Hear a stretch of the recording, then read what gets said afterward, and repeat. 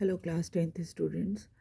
चलिए आज हम पॉलिटिकल साइंस का सेकंड चैप्टर फेडरलिज्म पढ़ते हैं।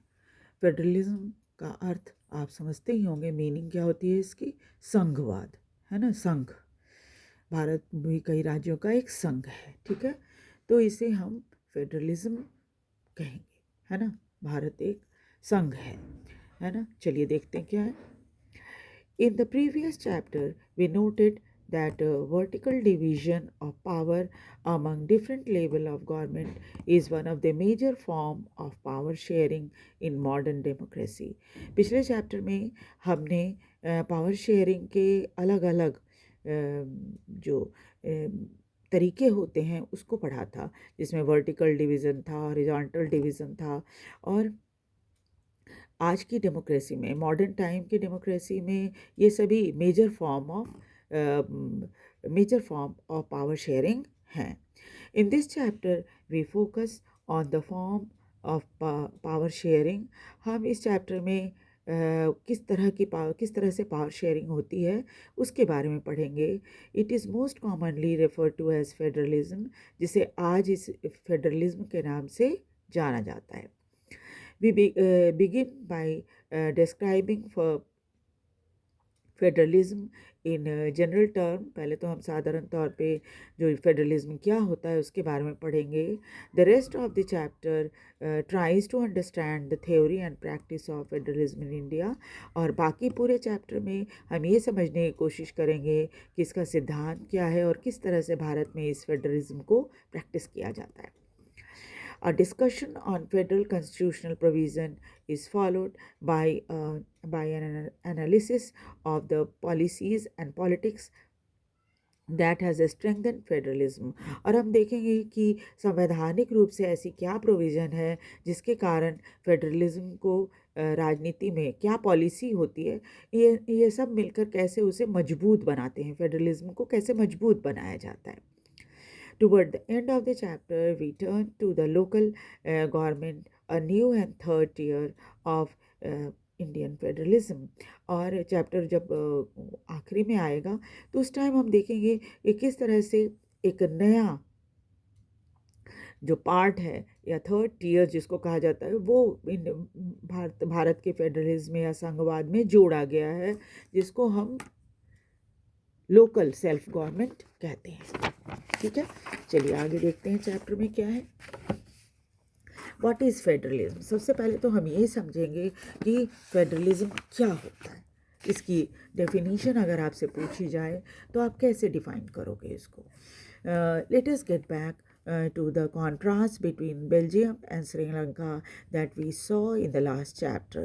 सबसे पहले तो हम दोबारा से उस कहानी को याद करेंगे जिसे हमने फर्स्ट चैप्टर में पढ़ा था, बेल्जियम और श्रीलंका की कहानी, और फिर उसको कंपेयर करके देखेंगे।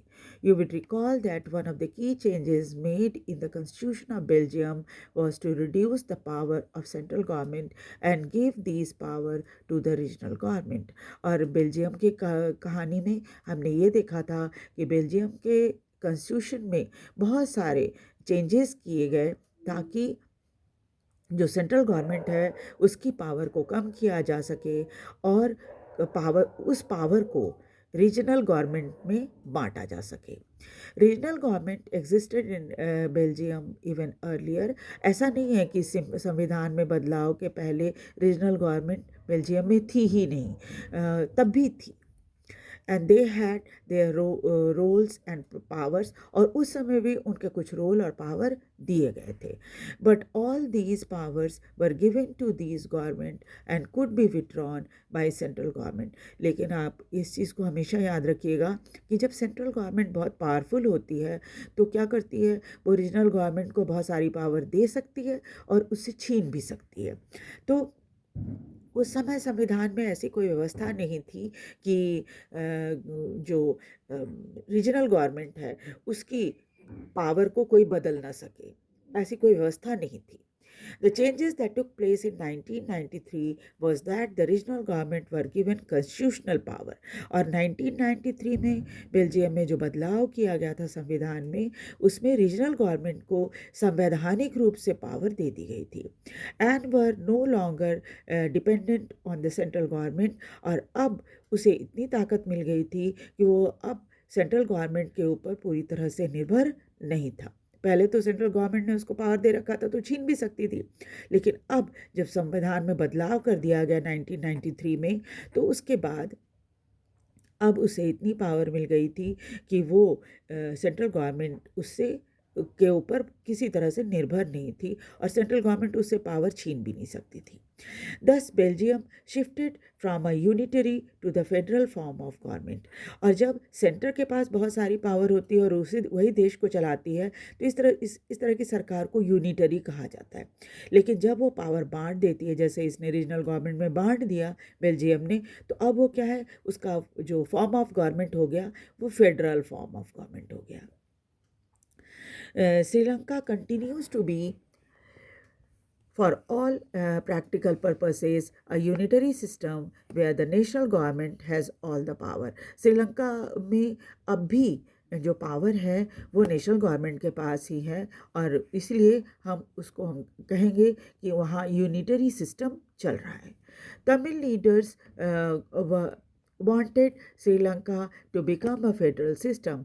और तमिल जो थे वो चाहते थे कि श्रीलंका एक फेडरल सिस्टम बन जाए, श्रीलंका में भी एक फेडरल सिस्टम हो जाए ताकि पावर बढ़ जाए और उन्हें भी कुछ पावर मिले। Federalism is a system of government in which the power is divided between central authority and a various constituent unit of the country। ये जो है ये फेडरलिज्म की डेफिनेशन है, इसको आप याद रखिएगा। Usually federation has 2 level of government.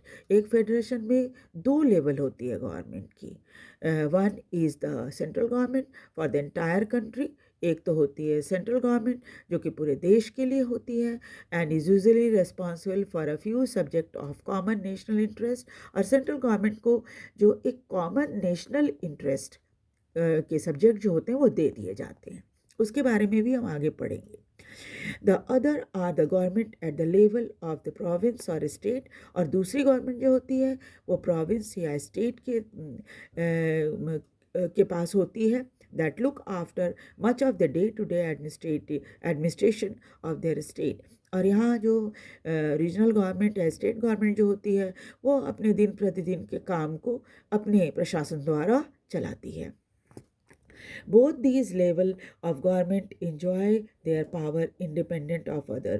लेकिन ये चीज़ भी आप हमेशा याद रखिएगा कि दोनों लेवल ऑफ गवर्नमेंट जो होती हैं उनको अलग अलग स्वतंत्र रूप से पावर दी गई है।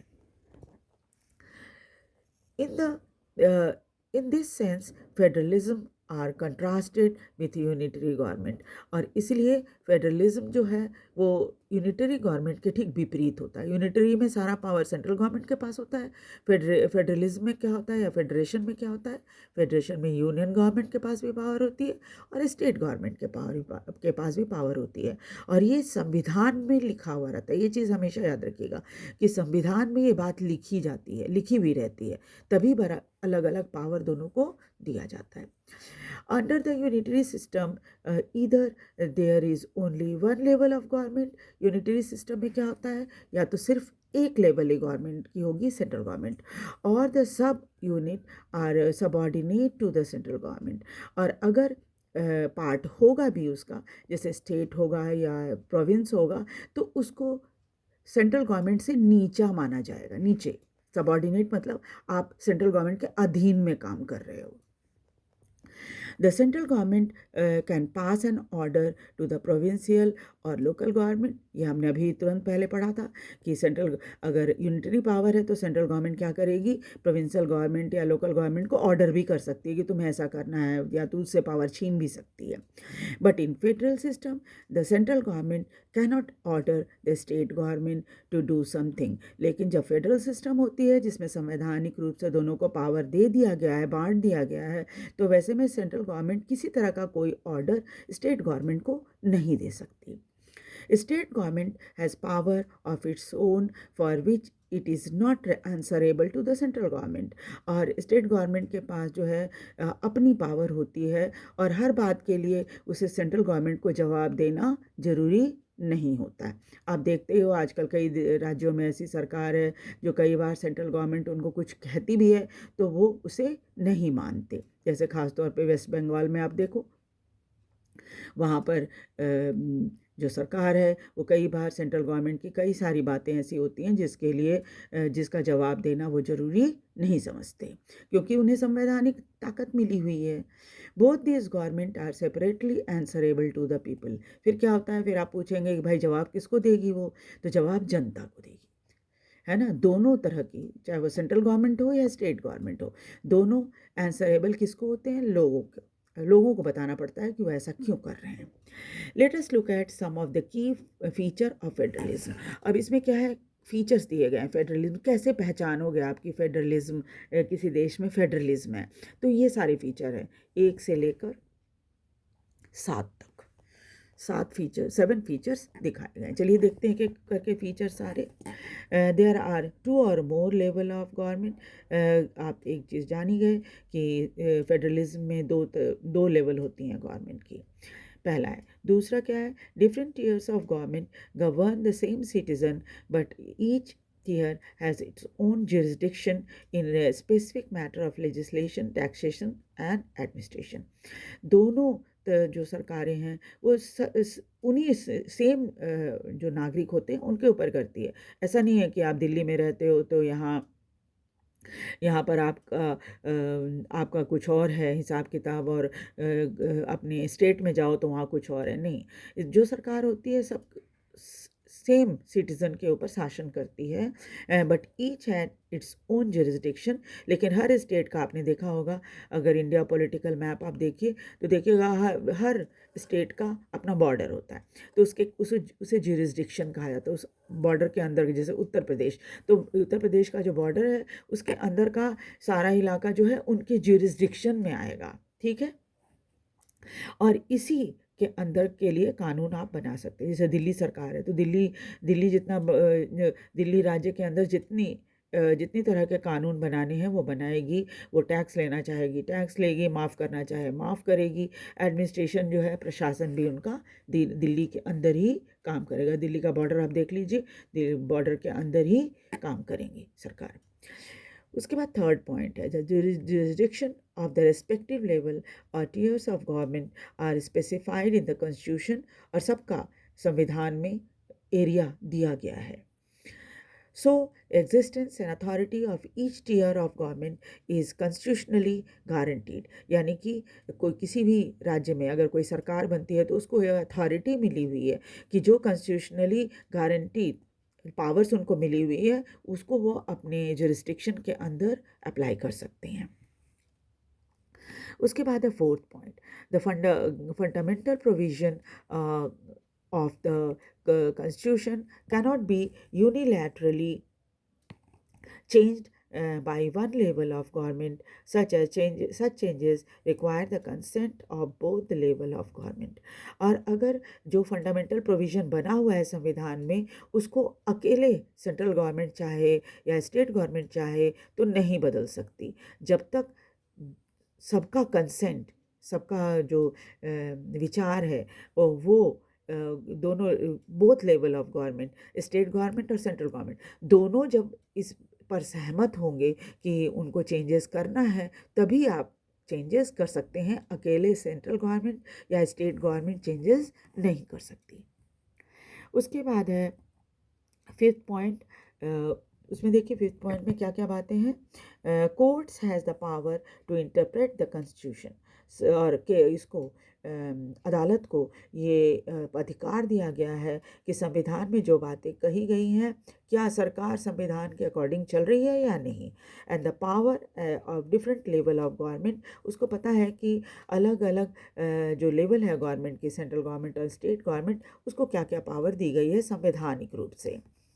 The highest court act as the umpire of the dispute arise between different level of government in the exercise of their respective power.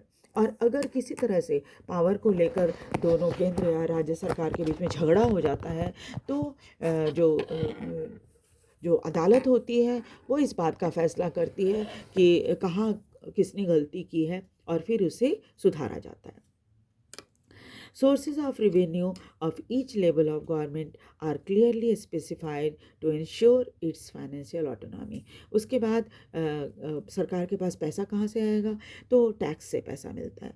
तो ये भी संविधान में बताया गया है कि कहाँ कहाँ उनको अपने level of government, central government को कहाँ और स्टेट गवर्नमेंट को कहाँ, तो कहाँ कहाँ वो टैक्स लगा सकते हैं। जैसे आपको पता है कि इनकम टैक्स वगैरह हम सेंट्रल गवर्नमेंट को देते हैं, लेकिन स्टेट गवर्नमेंट में क्या होता है, स्टेट गवर्नमेंट में जितने ज़मीन वहाँ है उसके ऊपर जो टैक्स लगता है, वो मकान के ऊपर टैक्स लगता है, ये सब चीज़ों का टैक्स जो होता है वो राज्य सरकार लेती है।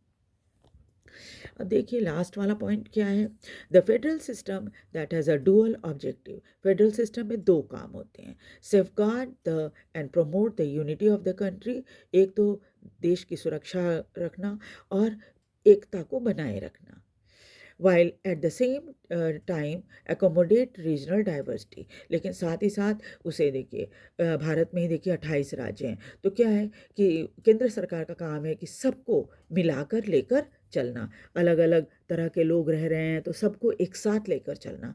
तो फेडरल सिस्टम में ये दोनों चीज़ें देखी जाती हैं। Therefore, two aspects are crucial for the institution and practice of federalism। इसलिए दोनों चीज़ें बहुत ज़रूरी हैं फेडरलिज्म के लिए।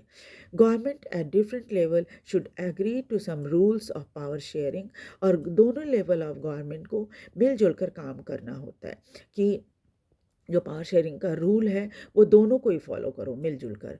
They should also trust that each would abide by its own part of agreement, और दोनों को के ऊपर एक दूसरे के ऊपर विश्वास होना ज़रूरी है कि भाई जो संविधान में लिख दिया गया है उसको वो फॉलो करें, माने।